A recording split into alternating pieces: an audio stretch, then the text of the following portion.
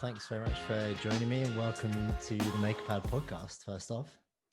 Thanks a lot. It's great to be here. So how have things been going?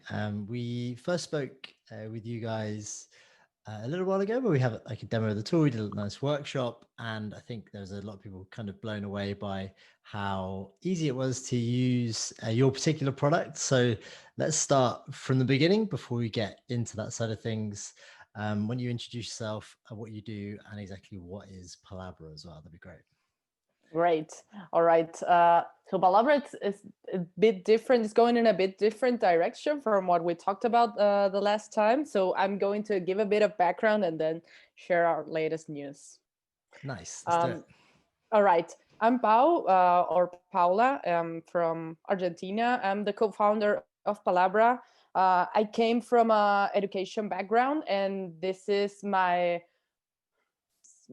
came from actually an EdTech background. So this is my first time working in a product that's not related to education. Pretty excited about that. My co-founder, Karen, she's the one that developed the product and made the first version. And now we're a team of 5, including developers and a designer. So pretty excited. Palabra actually started as a solution for Karen's own problems. She was working as a CTO in a startup and had a lot of side projects as well, and wanted to handle like multiple conversations with multiple prospects at once, and wasn't like the tools that were on the market at the time weren't good enough for her. So she created her own solution and then made it into a business in itself. So we started focusing a lot in small projects, inside side projects or small businesses to help them set up email automations as quickly as possible. So we started a lot with the no-code community, and we were blown away by the drive the no-code community has to develop new things and to learn and to iterate new ideas. So that's basically how we started. Right now, for the last couple of months, we were part of an accelerator called Launch. And there we obviously met a lot of investors, but we also built our strategy and started we found out that we really needed to talk a lot more to users or to prospect users or to people who were actually needing to automate a lot of emails or to automate a lot of processes in their organizations. So from all these conversations with product marketers, with founders, makers, we found out that email automation wasn't enough as a solution for what they needed. They also needed to understand where their users were, what they were doing, and how to get them moving from sign up to complete the trial, or to try a specific feature in their product, like to get users to value. So we'll still doing email automation, but we added that big part, like this huge part of seeing where users are. So we're actually working right now on the new version of our product, which will be mid-December probably, our first version, and then in January we'll probably make like the big launch. So it's kind of I think it's the first time I'm saying this in public, so it's breaking news. Amazing, because you did have something to do with let's call it like funnel analytics to start with, where you had so many emails out and you could figure out like who's clicked what, etc. You did have like Exactly. a version of that the first time I saw it. So are you kind of expanding on that, so to speak? Exactly. It was like a single, if it was like a 2-step funnel that you could think of emails like. So you had the first set of users who hadn't yet completed a certain action, and then when they did, and then we captured that event and created a sequence to get them moving through to the next step. So yeah, the triggers that we have right now would be part of the funnel, like having one after the other. But I think in terms of seeing how emails or any communication impact on user actions, this gives a much better perspective and much more control over what users are doing and how to improve our products for them. Got it. So you said you've been part of a launch accelerator. Was there something which came up in conversations there which you'd either like overlooked, or was it just something you completely unexpected, which was just like a clear indication to you that you had to kind of change track, so to speak? Mm, I think there was not something in particular that made us like change the perspective. It was more like we started thinking about how to grow this project, like from a side project and from a small experiment to a company, and to to think forward, like to have that perspective of the future made us think about uh, if we're really solving a problem for businesses and for whom Mm, are we solving it. Because if we're if it's just part of a solution of a big problem, or just a kind of solution to a small problem, then it's not enough to build a business around. So once we started like asking ourselves those questions, like who we're helping in our users, or in the conversations that we were already having, like what are the problems we're actually solving. And we made a few decisions. Actually, we decided to move towards user retention and engagement, and not so much for the acquisition part, because that would be a completely different solution, like a completely different tool. um, and we were kind of in the middle with triggers, because you could use Palabra. Actually, right now you can use Palabra for lead generation, to handle cold emails, or to handle um, landing page conversions. But the new version of our analytics will be much more focused on engagement, on what users are doing. So it's actually much more focused on SaaS businesses or software solutions. um, but yeah, launch made us ask ourselves those kind of questions, and that's, I think that's what got us to change a bit. yeah, I think getting outside opinion can be like two sides of the coin, really, where you could have that critical feedback, which is sometimes a tough pill to swallow, but also it's needed sometimes to stop you maybe going like too far down the wrong path. So I guess, Right. would it be fair to say that if you, when you launched into like the no code, wider no code community initially, you kind of got that first core group of users which gave you the feedback, which kind of like validated the first version of the product, and then was it the case where like that kind of plateaued a bit and then you'd start to like reassess where you were? Was that the case, or was it still kind of growing in terms of users? It was still kind of growing. I mean, the growth was small. Right now, last month we had 25 users. Like if you're looking month to month over month growth, it's huge, because since we have so few users, like Yeah. having a few more in the next month makes a lot of difference. But I wouldn't say it like the growth stopped. It's going at a pretty like standard rate. But what Mhm.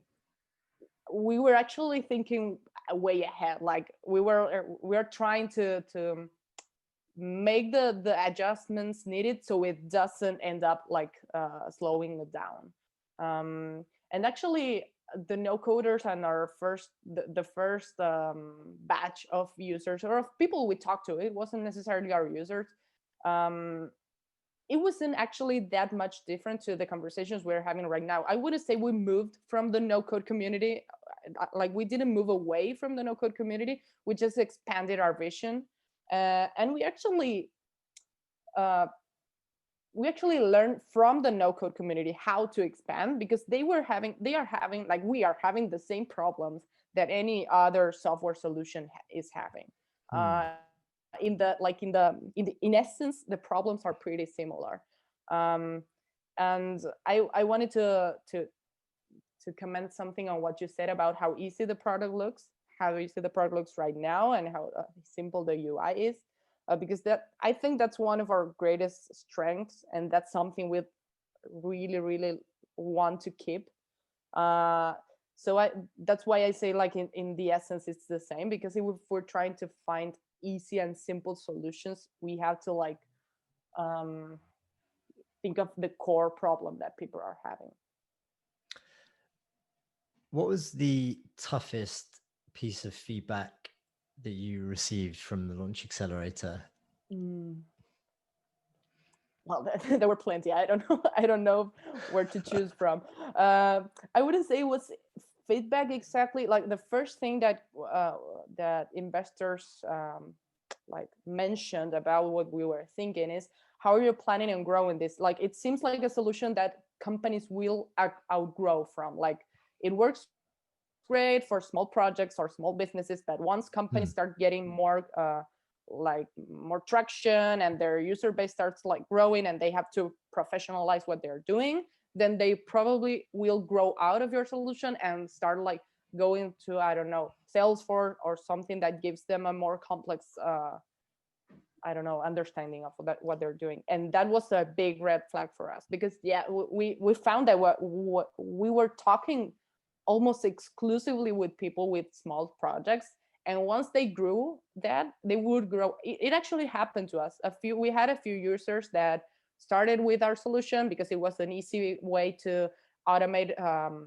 It was signups from a Webflow page. Yep. But I think that happens. I think actually that happens to a lot of companies that are in the no-code space. Like, so it sometimes happens that products start with no-code tools, but then build solutions with code as a second version. So then people move out of what they were using at first. For example, if you're using an Airtable database and you start growing a lot of users or want to make more complex use case, you may grow out of it. I don't know if it may not happen in the future. I think that's what investors are like thinking about right now. Yeah, no, I think that is a fair comment. I think over time, as tools get more sophisticated, then I think that won't be the case, kind of as the lines come closer together. But yeah, definitely a fair comment. Let's just switch gears for a second away from product. And how did you make the transition from EdTech that you said you're working in into no code? That seems like a bit of a shift. How did that happen? It actually happened so slowly, I didn't realize it. Like the first time I came across the notion of no code, it was like, that's what I am, that's what I do. I hadn't realized it before, but I had used Zapier and Google Sheets to fix almost all of my problems. Where I used to work at a Argentinian company, and we had online. We were teaching how to code actually online, and every person that submitted a project for someone to review came into a Zapier system that I had built with I think, well, it was a coworker that was a no-coder himself. We just didn't know that was the name of what we were doing, but we were using Zapier, Typeform, and Google Sheets to handle every project that came for review, and then to handle like we had people who were sort of mentors but only reviewed projects. So we sent them to them automatically, and then had a system for them to say that they were going to review that, and then for payment. It was a really complex no-code system. So I've been doing that ever since I started on EdTech. And actually, I kind of found my place in the no-code community, and that's what got me like really into everything, every conversation that's been going on. And that's why I probably stay here at least for probably for a long time. It's kind of my essence of work. Yeah, I think that's actually a common thread, that the no code space emerged just because there's already so many people doing different things, and it was kind of timely where people said, "Oh, okay, yeah, I do these things. I hack together tools, I tie together processes and build out workflows, and now it has a name." Like that. Right. That's awesome. How did you get to the stage where you were using Zapier to automate things? Are you from like a technical background yourself, or semi-technical? How would you describe your skill set? That's a good question. originally from sort of a technical background. In high school, I had a heavy technical education, but then in college I studied education sciences and got really far away from the technical aspects of things. I wanted to understand like how people and societies and systems, social systems worked. But right after college, actually, as soon as I ended my studies, I started working in tech, and then so my technical skill set started building from there. I had to learn what what development meant, and I think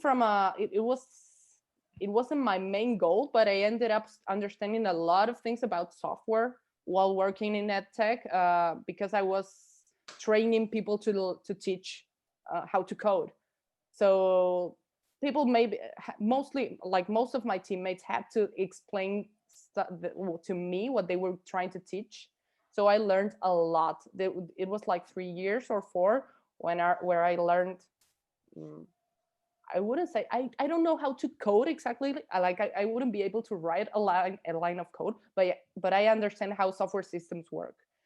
So I can make Hmm. people think that I know how to code, and that comes pretty handy sometimes. Yeah, I completely agree. I did a coding bootcamp a number of years ago because I was from like a product management Hmm. background.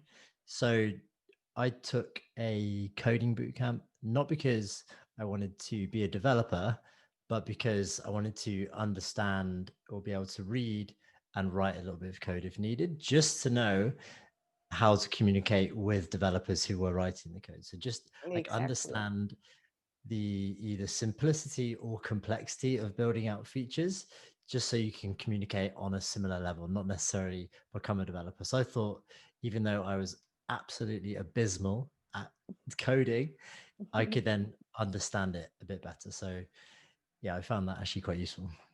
Yeah, same here. At the beginning, every conversation I was having in terms of we were, as I said, ed tech, and I was like, I found a lot of things that could be improved in our software, like feedback or something related to analytics on how people interact with the software. But I didn't really have an understanding of what was possible and what was not. So even if my main goal was to improve from the educational aspect, I still didn't know what could be done. So learning about software in general, if we are working in some sort of technical solution, Mhm. I think it's super important for everyone in the team. What's one of the most exciting things about the no code space in general? You obviously now, where you think about that, have had like a bit of exposure to not only yourselves building a product for the space, but other no coders who are building projects, other people who are maybe building projects with some no code, some code. Mhm. How do you see like the space in general of creating software in this, let's call it a new way, because I know there's lots of different variations. Right. Well, I don't know if I know enough about the space to like describe it in general, but I'll tell you like my perspective from what I've talked to, from the people I've talked to. And what I loved are two things. The first one is the community aspect of it. Like if you search for a no code community space, actually it happened to me right now that I'm trying to get into conversations with the SaaS industry, and there aren't as many communities to aimed at founders or at people that want to start projects. Like people are helping each other out in the first questions that we ask ourselves when we're trying to make something work, and the like how much people are willing to give away from their own time to other projects. I think that's super inspiring to me. I love that. It's something about sharing what you know, because you know eventually it will come back. Like it's a certainty almost, that you give as much as you take. So I love that. And the other aspect, I think that's related to software maybe a bit, but I think the no coders have a special kind of energy to build together. And the other aspect is how quickly they ship and they put things out there for people to see it. I think that's incredible. It talks about like this it's a new way of building software in general. I think with most software companies are going in that direction, because if you don't have direct feedback or quick feedback about what you're building, you really don't know if it's going to work. And I think no-code tools enable that sort of quick iteration that building software is sometimes difficult to do with. But it's not only a possibility; it's also a culture. Like, people are shipping things. It's about doing. It's about making and putting it out there, and then trying to fix it. And I love that. It also it really inspires me to like put my ideas out there, and then like take the hit on what's going to happen. It's I think it's important to be able to do that. Yeah, definitely. That's one of the, it kind of flips the script on its head, where people historically would wait until everything's perfect and then like ship a first Right. version. So you go through the stage of like mock-ups and prototypes and then designs and then speaking to everybody under the sun to building to release and then start to amend. Whereas this flips it to just start building and then keep on improving it over time, maybe improve the design, maybe get some feedback. And it kind of works in two ways. One, this could be like a work negatively because you're just building without speaking to people first. So you can fall into that trap. But also, Right. I think it's a net benefit just because you're building stuff. And every time you build something, you get a little bit better at building. Every time you ship something, you get more confident in pushing your stuff out there. So I think overall, it's a big net win. I think there's a lot that you could improve on in terms of things like design and building things to solve problems rather than trying to find like a problem to solve after the fact. So you can often like build something which doesn't solve anyone's problem, and it's just like a product. I mean, it's good practice, but if you're looking to earn money and turn it into a real business, then that can be one stumbling block, definitely. What is Definitely. some of your favorite no-code tools? You mentioned like Zapier, Google Sheets, Typeform as like an early stack. Is there any other ones that fit into your kind of core tool set, so to speak? The This year I found out a lot of more tools that I had no idea that existed. I'd still say Google Sheets and Zapier are my favorite ones. They're still the ones that I use most. Like, for anything I want to do, I open up Google Sheets, and if I think that something could be automated, I instantly go to Zapier. But I found in Airtable, I found like this new version that meets both, and I'm falling in love with it. Like, I'm building a lot of automations with Airtable to, I don't know, to manage for team management for our own things, um, and that I'm really excited about that. I also learned a bit about Webflow as a landing page builder, which is mostly what I do. I've never built any like full software solution. Mhm. So I haven't really gotten into like Adalo or Babel or those tools that are more for app builders. Uh, but yeah, I'd say the new things I've added to Arsaga are those like Airtable, um, well, more complex apps, but I don't know if it counts. And I'm actually every day learning new ones. So if you or anyone that's hearing this in the future has something to like let me know, a new tool that works or an old tool that works really good that I should try, I'd love to hear it. Yeah, we have a lot of Airtable fans that listen to this podcast, I know. So they're going to be happy to hear that. And obviously, Airtable partner with MakerPad, and we have countless tutorials on the site which Yeah. involve Airtable. We just think it's a really good tool that sits in the middle of like any number of processes you might have. What are some of the Yeah. things that you use Airtable for, either in Palabra or personally? In Palabra, we're using it mostly for our internal management. So, for example, if I want to take a vacation, then I'll fill out an Airtable form, and that will automatically update our calendar and Mhm. our employee directory, to make sure that we're keeping track of everything. Payments, we are also handling over there.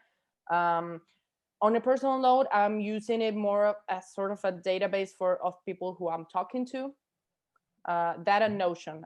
I don't know if Notion counts as a no-code tool, but I'm using it a lot. Uh, I think so it does. it does. All right. So then Notion is definitely one of my favorite ones in the stack right now. Um, I'm using to keep track of conversations I'm having, because I started having so many. I'm mostly talking to people. Like most of my week is on calls, and I'm getting to know founders. I'm getting to know like uh, marketers or product development, product owners, product managers, even developers sometimes. So to keep track of everything, I'm using a few Airtable bases. I'd say I have a pretty like beginner use of Airtable. I haven't even gotten into the MakerPart tutorials yet, so I still have a lot to learn. But what I usually do is I learn from the when a need comes. So I'm guessing as our processes start getting more complex, I'll need to learn more things. Yeah, I think I want to give a shout out to uh, Aaron, who is a long-time friend of MakePad and now works at Airtable. He has a great course on Airtable for anybody listening who wants to maybe build those Airtable skills. You can find Aaron at Automate All the Things, AATT.io, and the Essential Guide to Airtable. I highly recommend. And then, of course, we've got lots of tutorials using Airtable in different workflows on MakePad as well. So if anybody out there is looking to upskill on Airtable, that's a good place to start. Are there anything in the space which currently doesn't exist that you wish exists? And while you ponder that question, we've talked previously around the topic of things like testing and uptime and version control, to name a few, which happen as part of standard procedure in the normal software engineering and Mm-hmm. development world, but at present haven't been translated into the no code space. Is there anything that you think kind of fits that bill for you right now? Well, now that you mentioned version control, I was a pretty heavy user of GitHub, like the no code version of GitHub. We use mostly Markdown to keep track of our own documents, and I I always love that, like the version control aspect of it, how it helps you manage multiple people working on the same project at the same time. And I think that's probably where a lot of of tools, of no code tools, are moving towards. But we don't have them right now. Like I don't know, no, it's not community. It's like when more a whole team working on the same project instead of someone working on its own. I think that's something that we're probably going to need. I don't know if it doesn't exist yet. I honestly, because so many new things are like starting up every day. I always get this sense of FOMO with the no code space. Like I always get a sense that there are a lot of new things shipping that I have no idea about. Shiny object syndrome is Yeah, definitely a real yeah. thing in the no code space. When you're not working on Palabra or any other projects, and we can talk about those if you are working on anything in a minute, but what would you spend the rest of your time doing when you're not involved in calls with people about Palabra, etc.? That's a difficult question to answer right now, because Argentina has been on a, I don't know how to say it, but on like almost full shutdown of everything since March. So my life has been pretty much working, doing yoga to not die from my back hurting, uh, Mm-hmm. and we couldn't even go on walks at first. So we just had to stay in our apartment. So it's been a pretty weird year.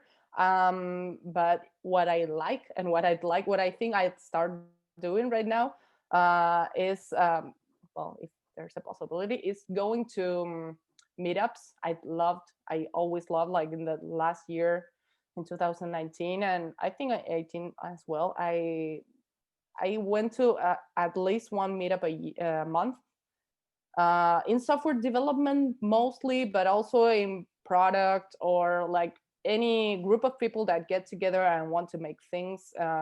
Buenos Aires has a lot of like makers. So I always love meeting people there. I'm also a teacher at a local high school, so I also spend a lot of time over there. And I'm waiting to be able to come back. Right now, everything is on Zoom. Um, but I don't know what else I do. I exercise. I have a few friends over here. I really miss traveling. Um, but yeah, the normal Oh, aspect of life will probably be back soon. yeah. How have you been finding Zoom fatigue? Because I'm sure this is like a common thread with everybody as everything moves onto Zoom. Of course, other online communication tools are available, but I think Yeah, it's like yeah, it's a real thing. And actually being able to exercise if you are living somewhere which is more harsh on the lockdown side, especially recently my brother moved to Melbourne like a year ago, hmm, and they were under a really strict lockdown, so they've only recently been able to go out for extended periods of time. But how have you been managing that? So you mentioned things like yoga. Is it mostly indoor exercise? yeah. Must be tough. It was tough. What mostly like saved my lockdown was when we started being able to go to parks. And actually here it's about to start the summer. So as the days start getting warmer and longer, and we are able to like take walks, I've taken at least a half an hour of a walk every day, and that really helped with Zoom fatigue. Actually screen fatigue, because it's not just Hmm. that I'm having conversations. Actually, for me, it's not as specific as a Zoom fatigue thing, but the screen time that I'm having every day. Like if I want to relax, I don't know, watch something on Netflix, and that's also like staring into the screen, like at all hours of the day. Even if I do yoga, I do it via Zoom. So I'm at all times, almost every hour of the day, I'm looking at a certain screen. So being able to walk or to go ride a bike for an hour or something, it really upgraded my lockdown. Just as simple as walking around and seeing something that is in my apartment helped a lot. Have you found teaching over Zoom? Because I bet that was a bit of a paradigm shift as well. I found it extremely well. There are two sides. Of course, it's not the same as meeting people in like meeting students and being able to interact with their reactions and I don't know, move around the space and have different conversations going on at once. But what I really liked about the Zoom classes, is my ability to be able to have one-on-one conversations, and the rest of the students can hear those one-on-one conversations. Because sometimes students ask me questions which are really helpful, that I think would be really helpful for everyone. But if we are on a noisy classroom, those conversations don't really get heard here. Hmm. And I also what I teach is it it has a project that they have to build over the year, and they are much more productive this year than the previous years, I think, because they have a lot of less distractions. So what they do on a like one of my students told me today that last Friday night he was like working on his project because he had nothing better to do. So I don't know if that's good or bad, but in terms Yeah, of what I do, it helps students like move along much faster, and they are building got great it. things as well. How do you see the no code? Let's say no code space, but let's say modern ways of creating software making their Hmm. ways like into like traditional education settings like you see every day. We are seeing more and more conversations happening between traditional education establishments as well as like new school online courses, etc. Which I think that's actually a really interesting space, just because of rather than having like a giant shift of everyone just learning online from like everyone just teaching in schools. I think there's like a really nice combination to be had there and like an overall big win. Interesting to hear what you Yeah, think about that. that's a really good question. Actually, well, 2020 changed our schools a lot. Like a lot of teachers that worked in the high school are working had never used almost any tool online. Even if we had Google Classroom, it was still a pretty like basic usage based on what they were required to do, but they didn't use it to solve their problems. They were using it because they had to.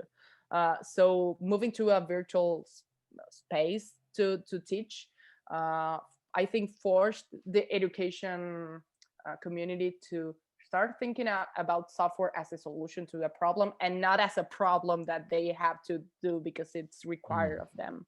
Uh, but the other thing I think I see slowly changing, and I think it has a lot to do about how we think about creation, and not just it moved beyond software, because with software what you can do is start creating things from scratch from your house and with little to no knowledge. I mean, it's better if you know things, but you can start from scratch.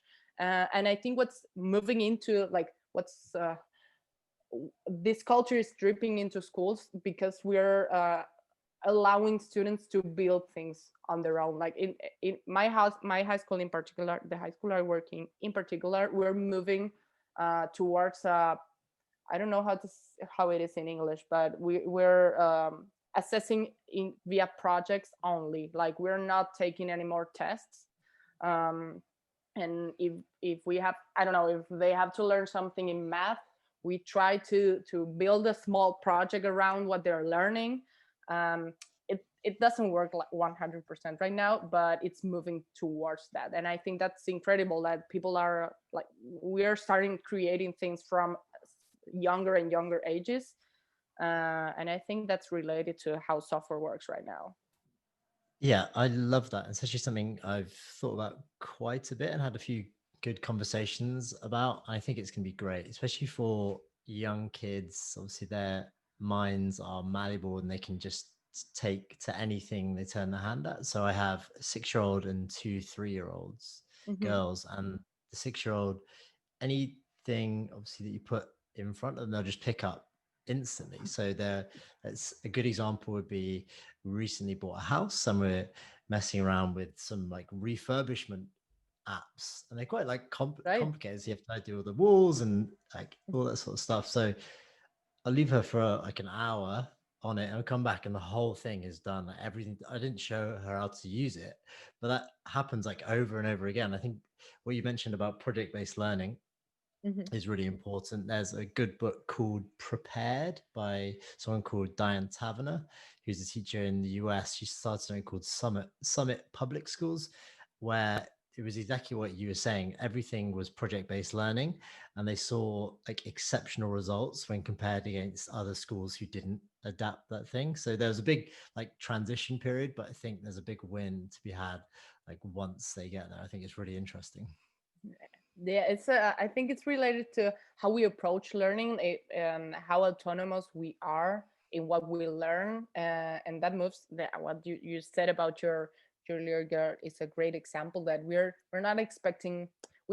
I think we stop, or we're learning to stop expecting someone to teach us, and instead finding out that we can learn from ourselves. And then we obviously need resources, we obviously need other people that have created that app or whatever it is we want to learn, but we're having a more active um, approach to what we learn and what we do, and I think that's it gives me a lot of hope for the future. Absolutely. And even for adults as well. I think you For get a sure. lot of paralysis if as an adult when there's like a higher barrier or a higher cost of failure. Whereas if you are creating an app in the old school way where you would save up like a pool of cash, you'd have like a Hmm. business plan, you go to like either raise a loan or take some money out of your savings, and you need like a developer. It's almost the case where it was like a one shot. If it works, great. If it doesn't, I'm left in like a hole with an app that I can't change, or I always have Right. to be shelling out more money. I think the great thing about building things with no code tools especially is that barrier to entry is almost zero. There's the only investment you need is time and Hmm. the want to learn how to build. And then that's it. You're not going to be losing tens of thousands of pounds for an app, which is potentially unusable. So I think it kind of translates into both like children and adults, which is great because we see every day adults through MakerPad to get excited about building stuff, which is it could be like the first thing they've built for years since like leaving school or leaving university. Yeah, and getting back into learning like every day. If you're in the traditional way, when in the more traditional way of working, when you learn how to do something and then you do the same for years, you kind of forget about what learning was about and how enjoyable it could be, even if it's a bit of a risk to start doing something new that you don't know a lot about. Well, actually, it's what's happening to me right now that I moved from EdTech. I made a decision to move from there because I had stopped learning, right? I had stopped finding new challenges, and I think in our adult life, if we like get used to learning a lot of things every day, like or every month, every year, and then we stop, it's like, what happened? So I think that it's great what the people that are on MakerPad that are building stuff for the first time. I think it's something that sticks with you, that then you want to keep for as long as you're able to. So I think that's great. I think it is great. Is there anything that you are working on at the moment, either like a public or like something pursuing like a private interest on that side of things, or something that you'd want to work on in the future? I'm not working on anything. I'm actually learning so many things in Palabra that I don't have any side projects. I think for the first time in my life, probably. That's good. because I have like multiple projects inside of Palabra, and then that's like keeping my curiosity at a level that I'm happy with. Perfect. But I'm always like trying to write new things. I started doing it a bit via the Palabra blog, but yeah, that's something I'm always looking forward in the future. Amazing. What are you most excited about? With Palabra or in general? In general, and taking into account everything that's happened over the last year and how things are looking like for the foreseeable future. What keeps me excited, I think it's related to working in the software industry, and maybe like a little optimistic, because in the tech industry we're able to be optimistic. But what really excites me is how quickly we're learning to push our limits, and I think I wouldn't say push our limits. I'll say to stop worrying about our misses. Like keep pushing and keep trying and try new things, and then and failure doesn't seem as much of a problem as it used to, at least for me, at least in the software industry. So what really gets me excited about the future is the possibility that each time it's easier for us to make failures and to learn from them. And I think everything will be like less heavy in terms of in professional terms, because it's just like it's part of life. Failing is part of life, and I'm always excited about having an easier way of living, and not stressing so much. And I think that is probably a really good spot to wrap. I completely agree with everything you just said. Yeah, have your lives. That's something to wrap with. Absolutely. Well, Paul, thanks very much for joining me. I thoroughly enjoyed that conversation. And where could everybody find you if they wanted to connect with you online? Well, if anyone talks in our chat in palabra.io, which is our landing page, I'll probably answer, I or my co-founder Karen. You can also find us on Twitter, at palabra.io, or my email is pau@palabra.io, and I try to answer like within the day, but I'll definitely answer every email I receive. So there's multiple ways. Amazing. I'll make sure I put all of those links in the description of this podcast when it gets posted. Well, Paula, Great. thank you very much for joining me. It was a pleasure. Thank you. Thank you. Thanks a lot for having me. And I really enjoyed our conversation as well. And looking forward to see where this conversation keeps going in the Maker Park community.